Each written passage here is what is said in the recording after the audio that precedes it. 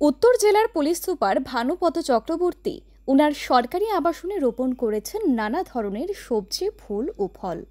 সরকারি কর্তব্য পালন করে সরকারি আবাসনে এসে সময় পেলে আবাসনের চারিপাশে থাকা জায়গায় তিনি শুরু করেন সবজি, ফুল ও ফলের চাষ।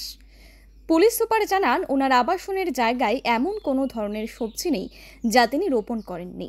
যেমন তিত করলা, ঝিঙে, রামাইস, ঢেঁড়স, পটল, কারকল, লাউ, মিষ্টি কুমড়, বিট এবং নানা ধরনের বেগুন, গাজর ইত্যাদি।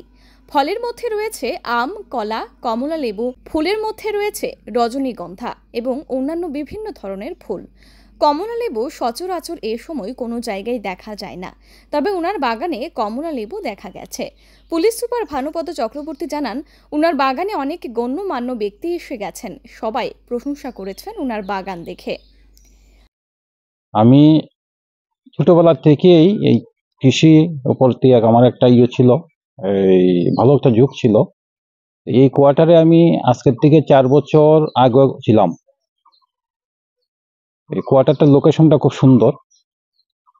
মাটি যদিও এখানে লাল মাটি আপনারা দেখছেন এবং সাথে পাথর আছে, কিন্তু এটা আমি দেখেছি যে মানুষের যদি ইচ্ছা যদি থাকে, উদ্যম যদি থাকে,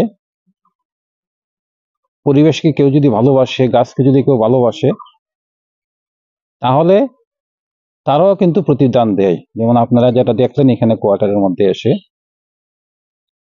এখানে কিছুদিন আগে আমার সমান সাইজের লাউ করেছিলাম, এটা বিভিন্ন পত্রিকাতে বেরিয়েছিল, বিভিন্ন বিশিষ্ট ব্যক্তিরা এসেছিলেন, ছবি তুলেছিলেন।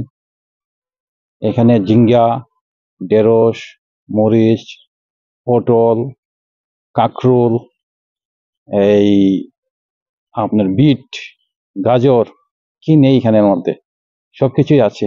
সবকিছুর নাম তো আমার মনে নেই, অনেক কিছু, উস্তা, করলা, সবই আছে এখানের মধ্যে। ফলের ক্ষেত্রে যদি আপনি দেখেন, বিভিন্ন জাতের আম আছে এই কোয়ার্টারের মধ্যে। কিছুদিন আগে আমি তরমুজ শেষ করেছিলাম, জাস্ট 3-4 দিন আগে এখান থেকে তরমুজ করা হয়েছিল। তরমুজ এটা আমি দ্বিতীয়বার করেছি, খুব ভালো তরমুজ হয়। ধর্মনগর থেকে অয়ন নাগের রিপোর্ট, পিভি নর্থ ইস্ট।